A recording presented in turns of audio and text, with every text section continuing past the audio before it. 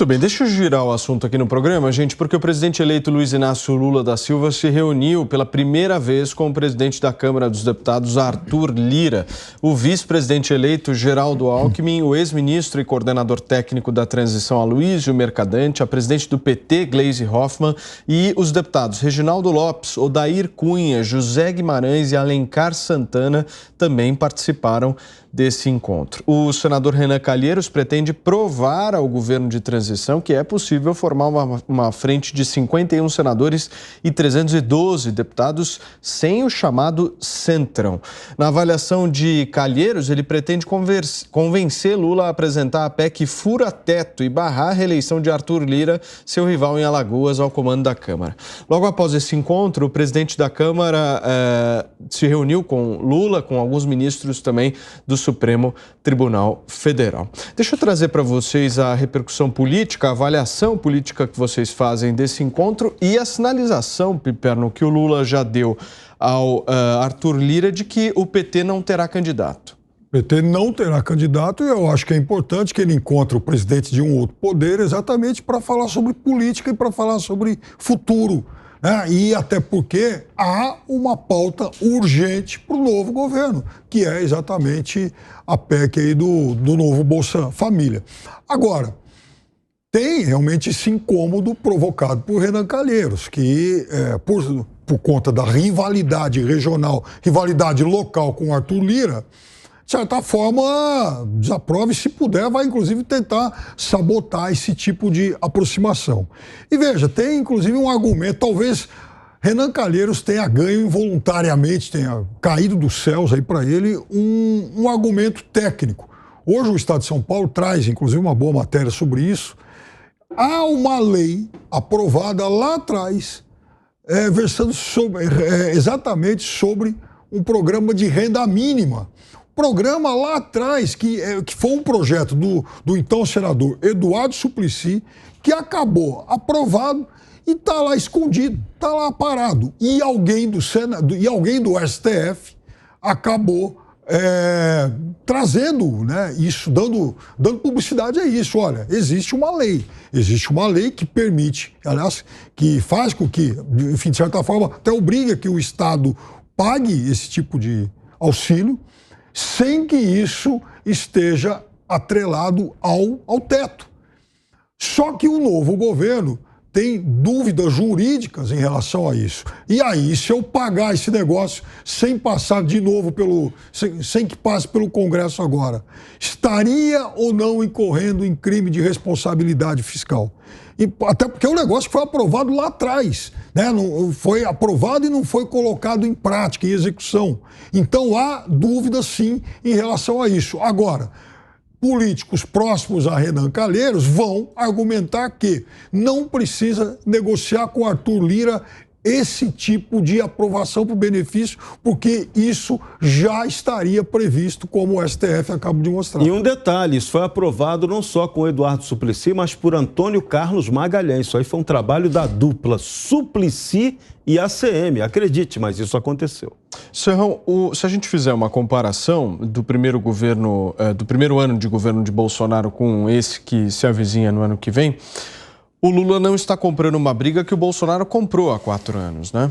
Exatamente. Bolsonaro governou praticamente durante 2 anos achando que ele poderia atuar independentemente da construção de uma maioria no Congresso Nacional. Quando ele percebeu que iria sofrer um impeachment, estava garantido, foi lá, se uniu ao Centrão e garantiu a sua governabilidade até agora, pelo menos o que está declarado aí pela regra do resultado da eleição, para a derrota eleitoral. E é curioso, hein? Olha que fato curioso.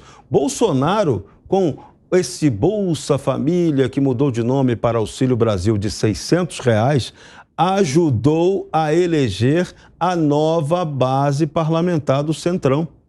Então o Centrão deu um imenso apoio a Bolsonaro para ele primeiro garantir sua sobrevivência.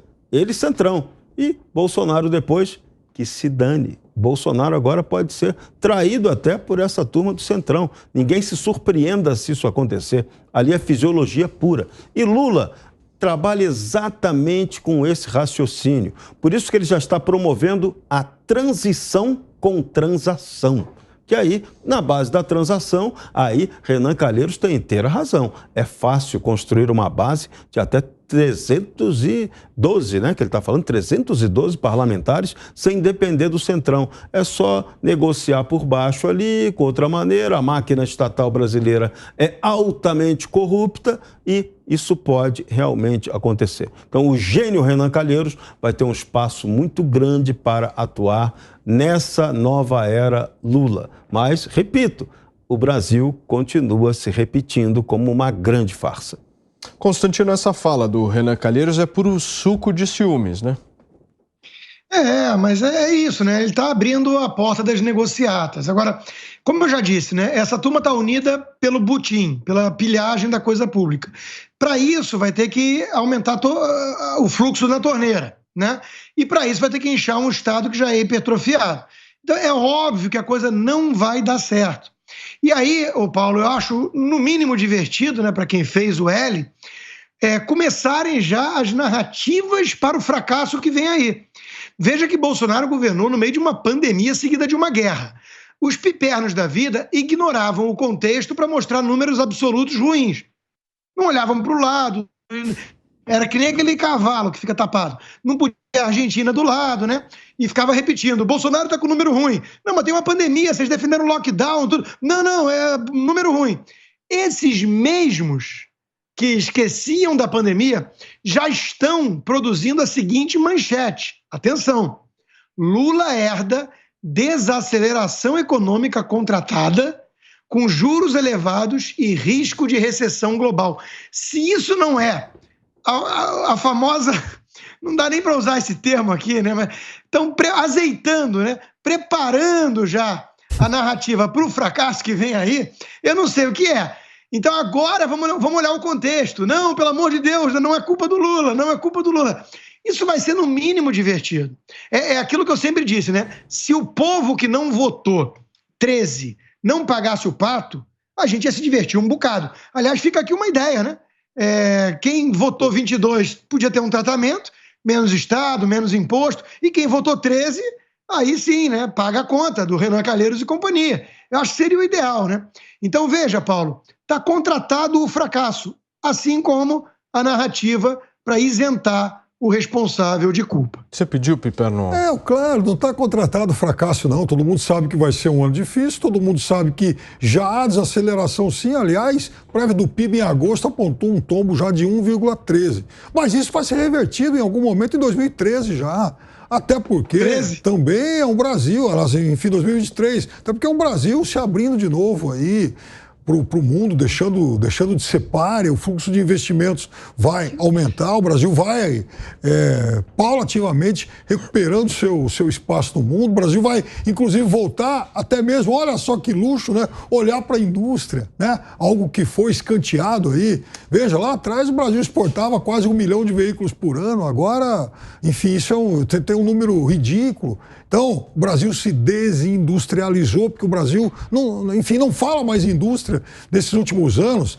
O Brasil, por exemplo, em 2022, e é bom que isso, quem não estiver acreditando em mim, que vá medir por outras fontes aí, o Brasil em 2022 cresce abaixo da média mundial. Isso vamos reverter, né? De 2023 para frente, voltar a, no mínimo, acompanhar a média mundial, coisa que o Brasil não consegue há muito tempo.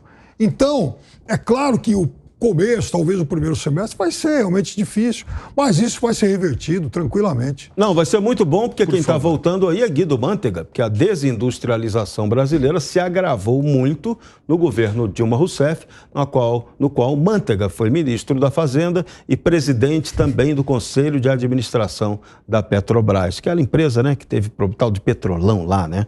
Mas agora esquece isso, deixa tudo certo. Tá tudo uma maravilha. Aliás, foi muito engraçado. Hoje, ainda agora, no nosso programa Direto de Brasília, passaram lá uma fala do Arthur Lira num seminário sobre como você fazer as negociações fora do judiciário, né? E o Arthur Lira ali, né, tratando do caso e esquecendo a Petrobras, que desrespeitou completamente a regra. Ela perdeu uma arbitragem, era de arbitragem que Arthur Lira estava tratando no seminário. A Petrobras perdeu uma arbitragem, não quis pagar e vai continuar não pagando os acionistas brasileiros que foram prejudicados pelo Petrolão. Petrolão do Manteiga. Manteiga está voltando, vem industrialização com ele?